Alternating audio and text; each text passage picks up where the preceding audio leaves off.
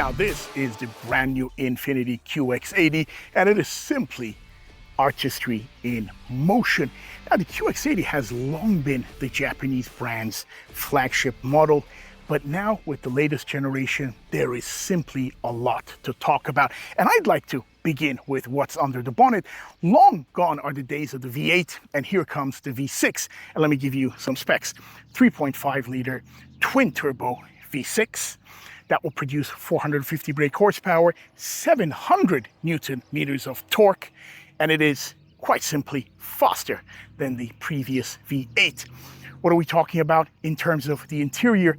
Fantastic high quality interior, the latest tech available to man, beautiful exterior, imposing grille. The sound system is out of this world, the Klipsch. They've got another interesting contraption that you can talk on your mobile, but nobody can hear you. We're gonna do all of those once we get inside the car. Beautiful 22-inch alloys, fantastic seats, massaged, cooled, second row, again, massaged, cooled, and captain's chairs, and right at the back, another 3, so it's a 7-seat configuration. Like I say, there's quite a lot to talk about, so without further ado, let's get on to the review of the INFINITI QX80.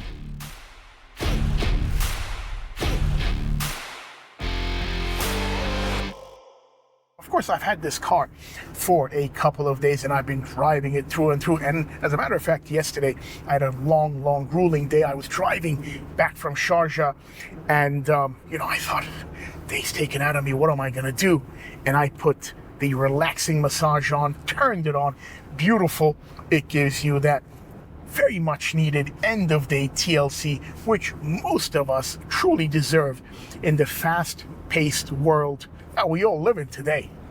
Well, welcome to the interior of the INFINITI QX80, and what particularly draws attention in here is the sheer quality of the finishing and the beautiful way that they've put everything together and how everything just kind of seamlessly blends and works wonders. Now, let me start with the steering wheel. The steering wheel is rather imposing. It's completely different from previous generations.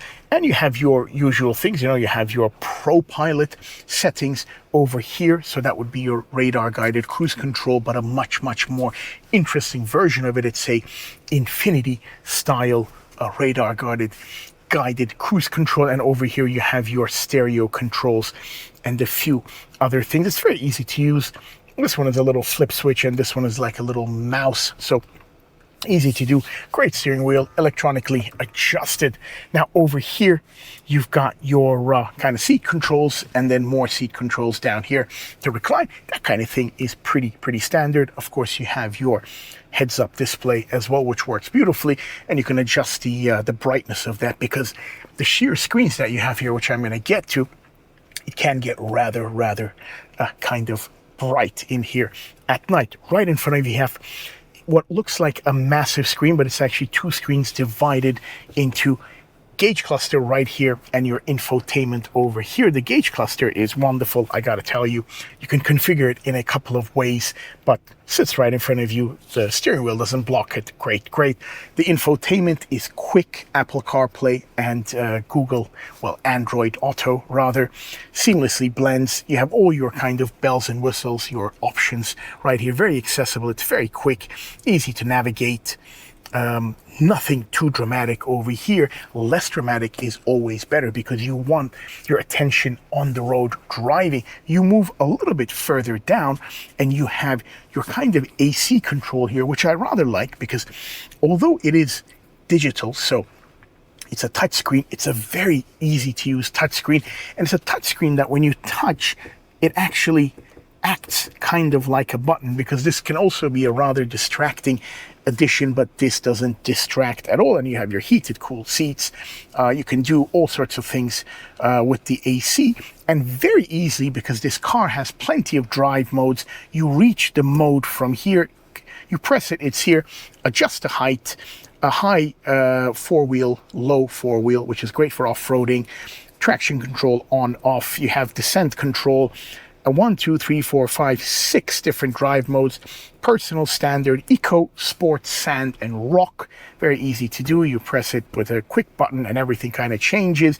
You have something here when you put rock, it's got a camera that'll show below the car, so kind of the car disappears and then you see only the wheels, how wide the car is, and you see what's happening below you. That's actually a great addition when you're off-roading, whether you're doing rock crawling or whether you're kind of in the desert as well, to kind of keep an eye on what's happening. Plenty of storage, a cool box over here. When it comes to the sound system, Klipsch is a great company. I believe it's from Milwaukee, but I will correct myself if that's not the case. Fantastic. They've been around for many years, I believe, set up in 1948. I know the brand very, very well. They have some great technology and multiple, multi-speaker system right in here. This by Klipsch as well is something I'd really like to tell you about now.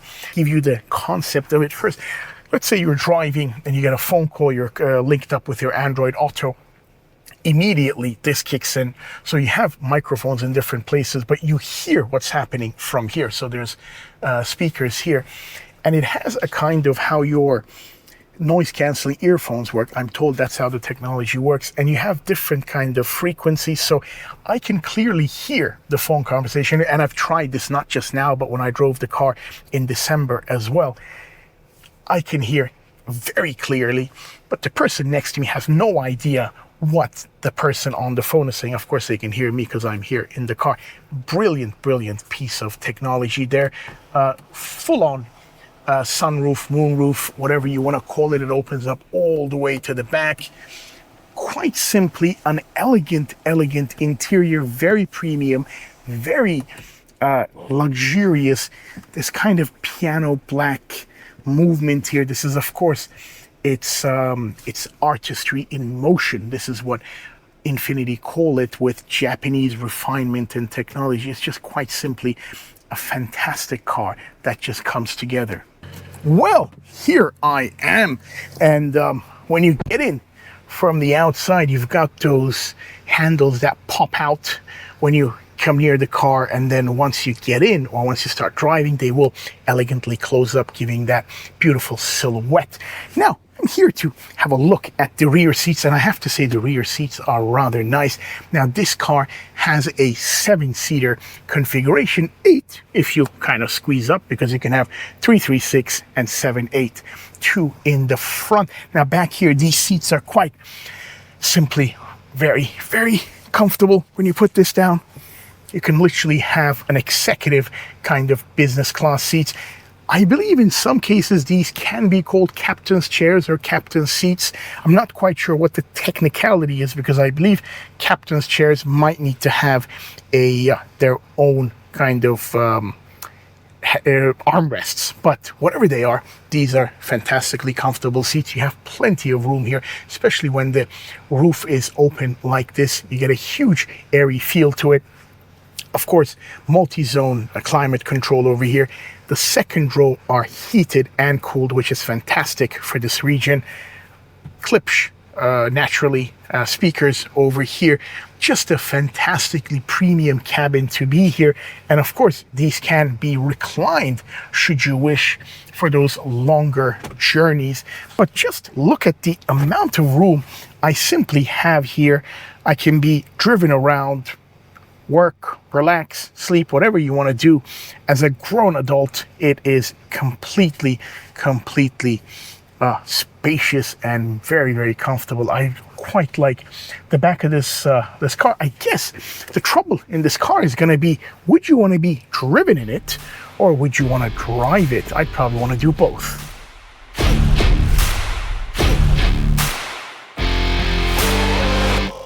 Well, as the sun gradually starts to come down and the day comes to an end, it is perhaps one of the most difficult parts of my job. It's that time that I have to now hand this car back over to its rightful owner, Al Masood Automotive. Although I've enjoyed it thoroughly, I've enjoyed it immensely over the last couple of days, this I find is definitely the hardest part of this particular job. Now, let me tell you why I've enjoyed this car so much.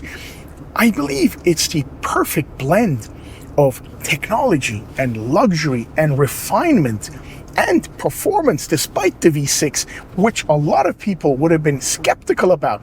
But over here, they've managed to make the engine stronger, faster, and more efficient. So when you put all those things together, luxury, technology, efficiency, speed, elegance, off-road capability, QX80 comes out right on top when you're in the market for a luxury SUV. And what's so special about this car is the fact that you will feel just as home on those challenging roads that I drove, those rocky crawls, those hills, the challenging narrow roads, whatever that might come your way, it will conquer it and then some. Whether you go out into the desert, which I'm planning to do not very far from now, it will conquer it, whatever it might come its way. And if you're also in the most luxurious location, wherever you are in the world, it will also make sure you arrive in style. And for that, I can confidently say that this is my favorite luxury SUV of this size so far, and I don't know who's there to challenge it.